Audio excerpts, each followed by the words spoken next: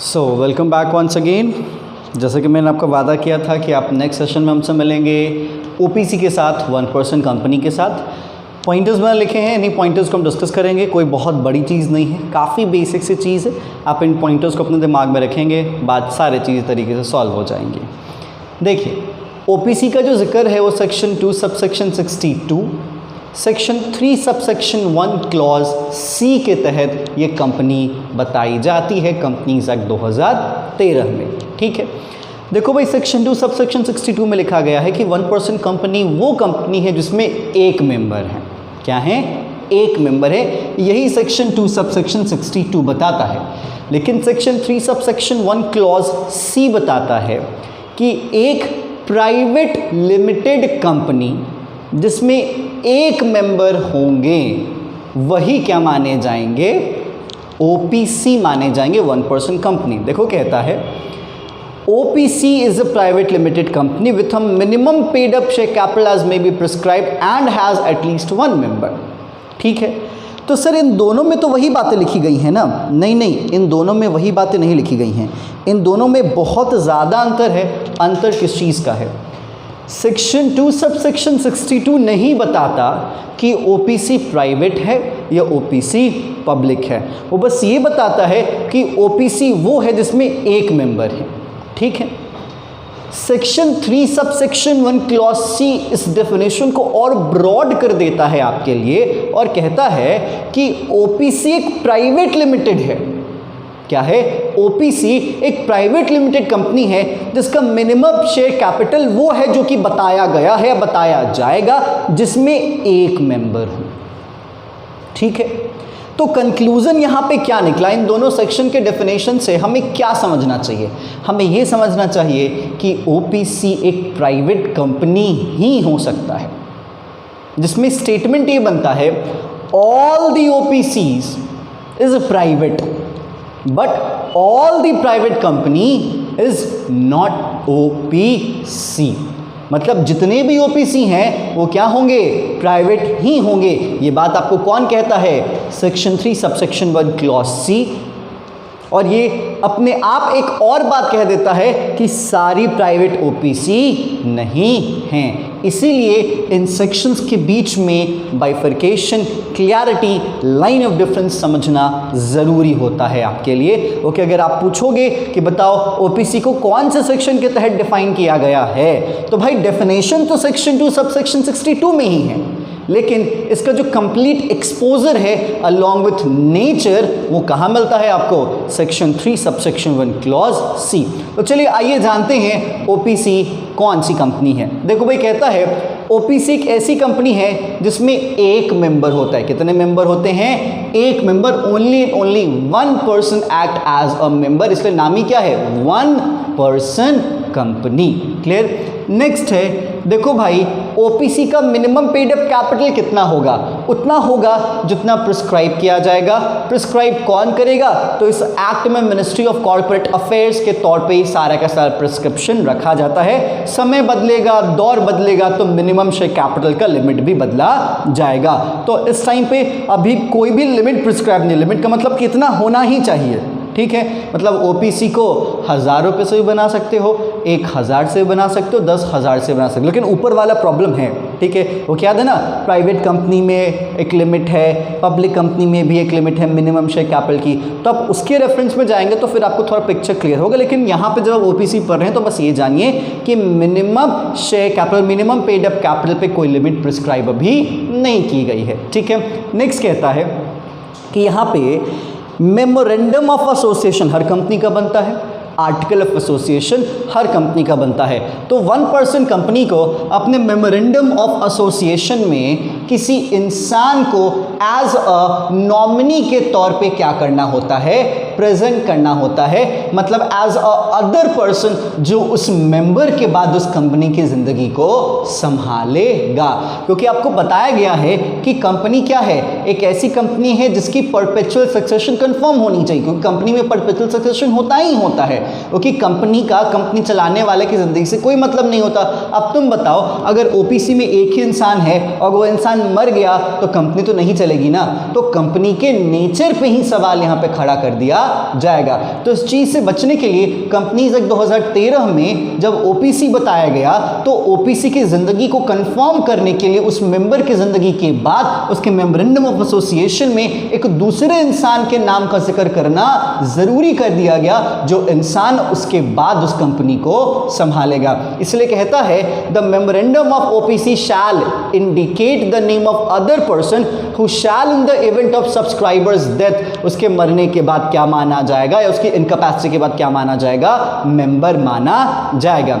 अब याद रख लीजिएगा, उस इंसान से, जिस इंसान को आप नॉमिनी बनाना चाहेंगे, अदर पर्सन के तौर पे रिप्रेजेंट कर रहे हैं, उससे रिटन कंसेंट लेना जरूरी है और उस रिटन कंसेंट को रजिस्ट्रार ऑफ कंपनी के पास भेज के उसको बताना जरूरी है। क्लियर क्या?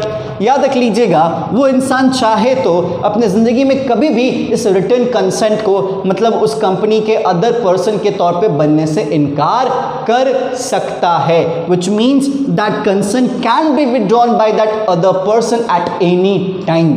क्लियर क्या?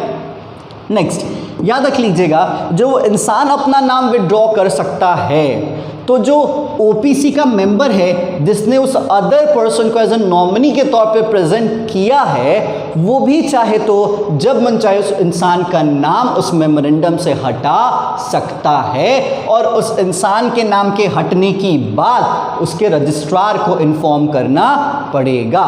लेकिन इस मेमोरेंडम में उस नाम में बदलाव करना alteration of memorandum of association माना नहीं जाएगा। इस बात को ध्यान रख लीजिएगा, क्योंकि मेमोरेंडम ऑफ एसोसिएशन में अल्टरेशन एक बहुत बड़ा मैटर है जिसका एक प्रॉपर डिफाइंड प्रोसीजर सेट किया गया है कंपनीज एक्ट 2013 में। इसीलिए कहा जाता है कि जब ओपीसी उस इंसान को, उस अदर पर्सन को नॉमिनी से हटाएगा तो उसको हटाना मेमोरेंडम ऑफ एसोसिएशन में amount to alteration of memorandum माना नहीं जाएगा, सिंपली नॉर्मल चेंज उसको कंसिडर किया जाएगा। क्लियर?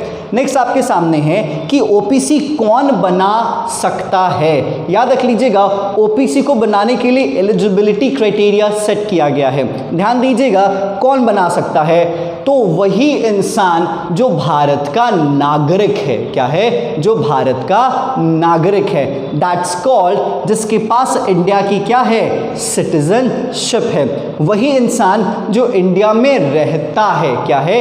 इंडिया में रहता है। साथ ही साथ आपको याद होगा, मैंने अभी तुरंत बोला वही इंसान, मतलब ओपीसी कोई भी कॉर्पोरेट नहीं बना सकती। ओपीसी मात्र और मात्र कौन बनाएगा? इंसान ही बनाएगा, दैट्स कॉल्ड नेचुरल पर्सन। और वो नेचुरल पर्सन तो कि सिटीजनशिप एक्ट के तहत भारत का नागरिक है और साथ ही साथ उसके पास रेसिडेंशियल स्टेटस भी है, और रेसिडेंशियल स्टेटस में वो क्या है? इंडिया का रेसिडेंट है।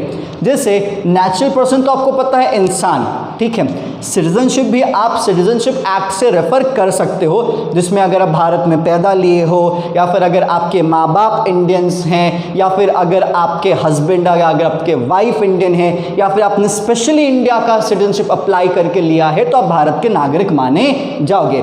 लेकिन रेसिडेंशियल स्टेटस के लिए एक पॉइंट आपके इसी एक्ट में जिक्र है कि अगर आपने पिछले साल 182 दिन, मतलब एक साल में कितने दिन होते हैं? 365 दिन होते हैं, ठीक है। यहाँ पे कितना मार्क किया जा रहा है? 182 दिन अगर आपने भारत में बिताए हैं तो फिर आप इस साल के लिए क्या मान लिए जाओगे? रेसिडेंट माने जाओगे। तो नेचुरल पर्सन इंसान होने से आ जाएगा, सिटीजनशिप उस एक्ट से आ जाएगा, रेसिडेंशियल स्टेटस 182 दिन 182 डेज इंडिया में रहने से आ जाएगा। अगर ये तीनों हैं, याद रख लीजिए, कोई एक नहीं, अगर ये तीनों हैं तभी आप ओपीसी में मेंबर बनेंगे, ओपीसी शुरू कर सकते हैं, तभी आप यहाँ पे क्या बनाए जा सकते हैं? उसके अदर पर्सन मतलब नॉमिनी भी बनाए जा सकते हैं। मतलब एलिजिबिलिटी मेंबर के लिए तो है ही है, नॉमिनी के लिए भी यही एलिजिबिलिटी काम करती है। क्लियर? नेक्स्ट, यहाँ पे कहा जाता है कि याद रख लीजिएगा एक मेंबर, समझिएगा, एक मेंबर एक से ज़्यादा ओपीसी नहीं बना सकता। जैसे अगर अविनाश रोशन के पास एक ओपीसी है तो उसके पास दूसरी ओपीसी नहीं हो सकती। साथ ही साथ अगर अविनाश रोशन किसी एक ओपीसी में एज अ नॉमिनी है तो किसी दूसरे ओपीसी में नॉमिनी नहीं हो सकता। तो इसीलिए मोर देन वन ओपीसी एक मेंबर का नहीं हो सकता और एक nominee more than one OPC में एज अ नॉमिनी नहीं बन सकता है। ठीक है, नेक्स्ट है, याद रख लीजिएगा माइनर ना ही यहाँ पे नॉमिनी बनाया जा सकता है, माइनर ना ही यहाँ पे मेंबर बनाया जा सकता है। इनफैक्ट बेनिफिशियल इंटरेस्ट के लिए भी माइनर को ओपीसी में एक्सेप्ट नहीं किया जाएगा। आपको याद होगा इंडियन पार्टनरशिप एक्ट 1932 का सेक्शन नंबर 30 जिसमें बताया जाता है कि एक माइनर को पार्टनर के तौर पे एक्सेप्ट किया जाएगा but only for the profit, only for the beneficial interest in the partnership. लेकिन ओपीसी के केस में उस पॉइंट को भी खत्म कर दिया गया है, मतलब एक माइनर ना ही मेंबर, एक माइनर ना ही नॉमिनी बनाया जा सकता है। भले ही आपको किसको बस फायदा दिया जाएगा, नॉट एट ऑल। माइनर पे नो मतलब no in any circumstances, in any situation, in any condition. ठीक है, नेक्स्ट याद रख लीजिएगा ये जो ओपीसी है क्या है, ये जो ओपीसी है वो सेक्शन 8 के कैटेगरी की कंपनीज के लिए नहीं है। सेक्शन 8 की कैटेगरीज की कंपनी में क्या क्या आती हैं सर? आमतौर पे सेक्शन 8 में कहा गया है कंपनीज हैविंग चैरिटेबल ऑब्जेक्ट। क्या है? Companies having charitable object. Section 8 companies act 2013 में था। अगर आपने कंपनीज एक्ट 1956 से रिलेट करना है तो वहाँ पे सेक्शन 25 में था। ठीक है, तो खैर उससे हमें कोई मतलब नहीं है इस टाइम पे। अगर आप इंडियन कंपनीज एक्ट सेक्शन 8 देखेंगे तो सेक्शन 8 में बताया गया है कि आप चाहे तो दान, भाव, सेवा, चैरिटी, इन सब चीज़ के लिए भी कंपनी बना सकते हैं। लेकिन ओपीसी सेक्शन 8 के तौर पे बनाया नहीं जा सकता, मतलब ओपीसी का ऑब्जेक्टिव कभी भी चैरिटेबल पर्पस नहीं हो सकता, ये मात्र और मात्र प्रॉफिट के लिए बनाई जाती है। क्लियर क्या? लेकिन हाँ, ओपीसी प्राइवेट पब्लिक के कैटेगरी में आ जाएगी। लेकिन आपको याद होगा मैंने बताया था सेक्शन 3 सबसेक्शन 1 क्लॉज सी में ओपीसी मात्र मात्र क्या हो सकती है? प्राइवेट हो सकती है, वो पब्लिक नहीं हो सकती। लेकिन पब्लिक में कन्वर्ट हो सकती है। किसमें? पब्लिक में कन्वर्ट हो सकती है। समझ में आया? वो प्राइवेट में कन्वर्ट हो सकती है। तो वहाँ पर पहले जो मैंने टिक किया था ना, वो कन्वर्जन के लिए किया था, पब्लिक में वो बन नहीं सकती है। क्लियर क्या?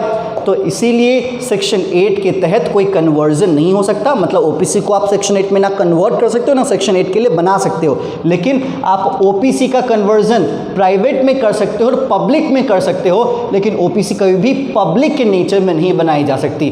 तो यहाँ पे जो कट मार्क है वो कौन से नेचर को रिप्रेजेंट करता है? कि ओपीसी पब्लिक बनाया नहीं जा सकता। लेकिन टिक मार्क क्या रिप्रेजेंट करता है? कि ओपीसी को पब्लिक में कन्वर्ट किया जा सकता है। समझ में आया? चलिए नेक्स्ट है, ओपीसी को एनबीएफसी के कैटेगरी में नहीं लाया जा सकता। एनबीएफसी का मतलब क्या? नॉन बैंकिंग फाइनेंसिंग कंपनीज के एक्टिविटीज में, मतलब ओपीसी कभी भी ऐसी संस्था के तौर पे बनाया नहीं जा सकता जिसका ऑब्जेक्टिव क्या है? फाइनेंस फैसिलिटीज अवेल करवाना, या ओपीसी किसी अदर कॉरपोरेट एंटिटी में, ओपीसी किसी अदर कंपनी में भी इन्वेस्ट नहीं कर सकती है। मतलब ना ही ये एनबीएफसी की एक्टिविटीज को परफॉर्म कर सकती है, मतलब ये फाइनेंसिंग एक्टिविटी परफॉर्म नहीं कर सकती है। साथ ही साथ ये किसी दूसरी कंपनीज में भी इन्वेस्ट नहीं कर सकती है। इस पे सीधा सीधा रोक लगाया गया है। क्लियर क्या?